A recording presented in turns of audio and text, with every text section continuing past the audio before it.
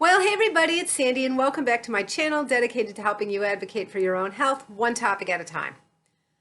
So while I was away, as you know, some of you guys know, I was at the beach for a little while. And while I was away, there was a lot of news, a lot of buzz about this report coming out of the Pfizer study saying that the South African variant can evade the vaccine. And I want to talk about that today. Yeah, so since I put together this video, I actually saw that Dr. Bean has done a video on this exact same thing. That is no surprise. And I do want to recommend that you check out his video because he always does these in the form of medical lectures. He's got lots of diagrams where you can see timelines, and he really puts the science together in a way that makes it very easy to understand. There's no reason to reinvent a wheel or copy anybody else's content. He does a superb job, so I'm going to recommend that you check out his video on this.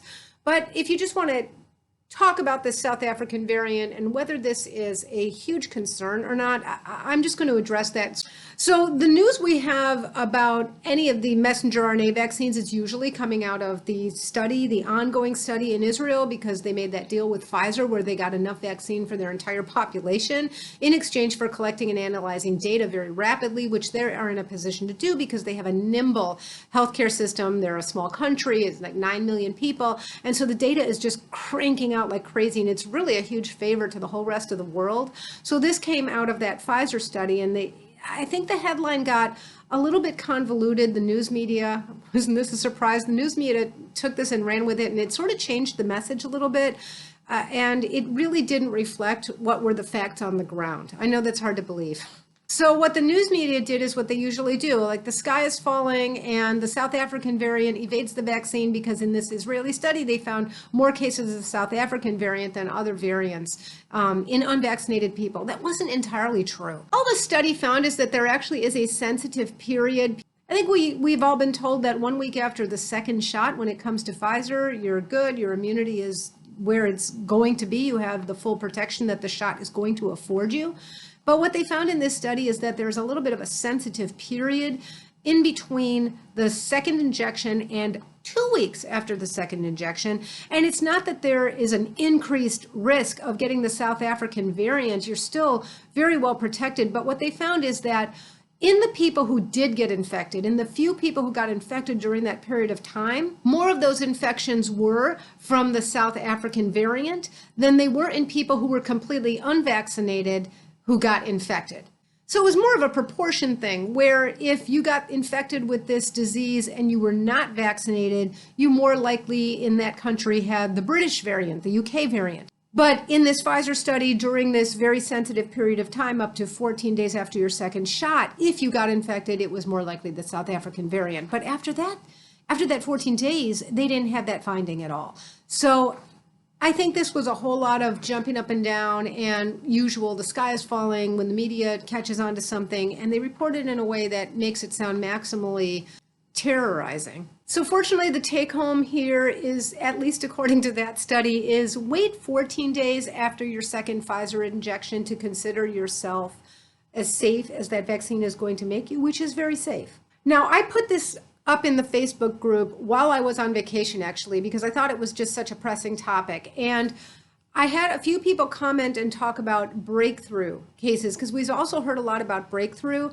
And that's a kind of a different issue, but I wanted to give that a moment here just so that we don't really mix these things up. Because what I just talked about, there's some sort of a sensitive period where you're not going to now consider 7 days with Pfizer safe. You're going to wait 14. Does safe mean perfect? No, there's nothing that we have that's going to keep us perfectly 100% safe unless you just live in a bubble for the whole rest of your life. But even then, that has some issues with it. But that is different than breakthrough. So I do want to put the breakthrough cases in perspective because I don't want to make light of them. Somebody who put a comment in the Facebook group said they actually knew somebody who got COVID after being vaccinated and was very sick. And I know that with some of these breakthrough cases, people have gotten very sick. But I also think we need to put this in perspective. And I read an article today that shone some light on the kind of perspective that I think we need with this, because breakthrough is exceedingly rare. And we do have to expect that there's going to be some breakthrough. And I kind of think breakthrough is a misnomer anyway, because I would call it breakthrough if the vaccine were supposed to be perfect, but it's not. So I've read an article that discussed a professor, I don't know a professor of what, who says to his students, what if some creator came to Earth and said, I'm going to give the people of this world a great gift, and it's going to make their lives easier. It's going to allow them to do work that they never could have done. It's going to allow them to move and get places that they couldn't have gotten before. It's going to overall be a tremendous benefit to humanity. But the trade-off is I'm going to randomly take 1,000 lives in any given year. And you won't know who it's going to be or when that's going to happen. And would you take this deal? And overwhelmingly, the students all say, no, we won't. And then the professor says, well, what's the difference between that and cars? Except that cars take more than 1,000 lives a year. But we put up with that risk. We put up with a certain amount of risk.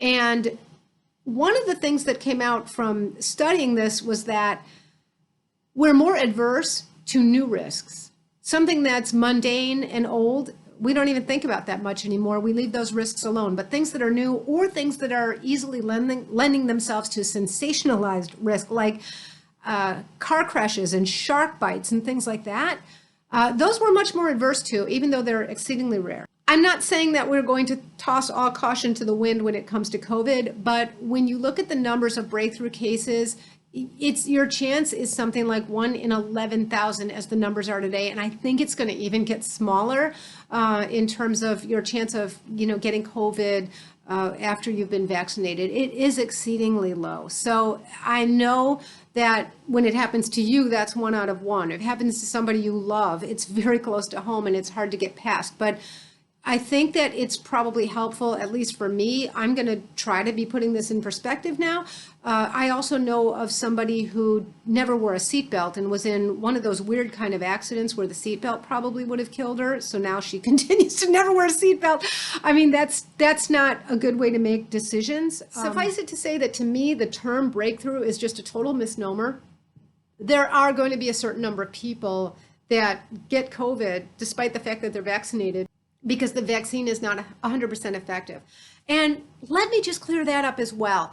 Efficacy versus effectiveness, and what does 95% efficacy or 90-something% effectiveness mean? Because I have seen this grossly misstated in respectable publications like the Wall Street Journal by people who pen articles about health all day long. And people really don't understand it. First of all, efficacy has to do with imperfect conditions, so in clinical trials. Some of you might remember that a few months ago we heard that Pfizer and Moderna were done with their clinical trials, and they were showing about 95% efficacy. And then we hear the real-world data coming out of Israel on Pfizer, and I think before too long we're going to be broadly cross-referencing between Pfizer and Moderna because they are so similar. But the information we have that's coming out rapidly in volumes is from Israel, and that's all Pfizer. And they're saying it's about 90, 91, something like that, effectiveness, because efficacy has to do with in the perfect setting, in the clinical trials where they exclude people and they cherry pick who they're going to use. And effectiveness is in the real world. In the real world, we have people who are immunosuppressed. They weren't in the clinical trials. We have some people, for whatever reason that we don't know, that they're not going to mount that kind of an immune response. There's all different things we see in the real world. And they're saying that it's about 90, 91% effective. So what I see that is so categorically wrong and such a disservice to do is I hear reporters and I read articles where journalists are saying what that means is 90% of people who get the vaccine are going to be immune and 10% are not. So that would mean, and by the way, it's not the case, that would mean then that for every 100 people who have the opportunity to get COVID, or get exposed, that 10 of them will. It's just totally not true. Let's take the 95, for example, in efficacy in the clinical trials. What 95% efficacy means is that you are 95% less likely to get COVID, just you, 95% less likely than somebody else who's not vaccinated, given that same provocation. So first of all, not everybody who comes into contact with somebody is going to get COVID, right? We know of plenty of times where somebody came into contact, maybe quarantined for a while, they didn't get sick. Not everybody who has some kind of an opportunity actually gets sick. But when you really do the math on what this 95% efficacy or this 90% effectiveness really means, it's a fraction of a percent chance that you have, because all the other people around you don't have a 100% chance of getting COVID. So you are 95% better protected than you would have been without the vaccine. So that means your chances of getting COVID are exceedingly low. Again, they're not zero. I wish we didn't call it breakthrough. So I think as time goes by, I did one video already where I talked about how we got away on vacation and what kinds of things we did to make it more vacation-like for us, because it's not the same as before COVID. But I think I'm going to start talking about that out in everyday life and what kinds of things I'm changing when. I'm not going to change too much too quickly, because actually, unfortunately, in my area, we still have a pretty high infection rate, and we have a lot of people who don't want to get vaccinated and aren't vaccinated. It's really concerning to me. But I think we are all going to have to start talking about how we go back to living our lives. And I hope we're going to find that we can do so. So one concern that I do have about, let's say you're one of these people who happens to get COVID. Now, they say it's likely to be a mild case.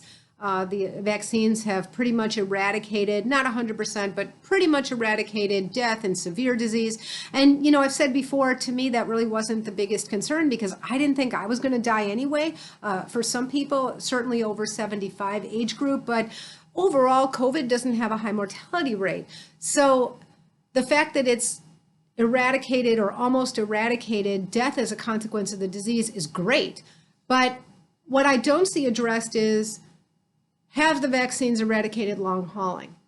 That is a really important question to me, and I think that is going to be very pertinent for the public, the entire world going forward, right? Because that, I think, has been one of the underappreciated aspects of this disease. Mortality rate is very low, especially in young people.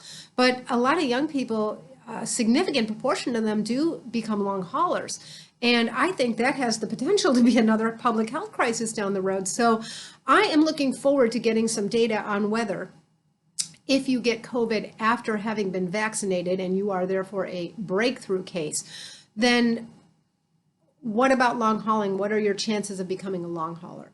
I think that when I have that information, I'm going to be able to make a lot more choices about what I'm going to do or what I'm going to recommend other people do going forward out and about in society and going back to living our lives. So I think this is maybe going to be an ongoing thing. I'll do videos here and there. I did one just a little while ago about vacation. We went on vacation, and that's not like it used to be before COVID, but we did some things to make it a really great vacation. And I think I might just start addressing that in everyday life. You know, how, under what circumstances might I go back to the gym? What about meeting with friends? How large a gathering? All these things, and what I'm comfortable with and what I'm doing and what my ideas are. And likewise, I'm interested in what you guys are comfortable with and what your ideas are for making things better, more comfortable, easier to do or not. And let me know if this was helpful. And until next time, be well. Bye-bye.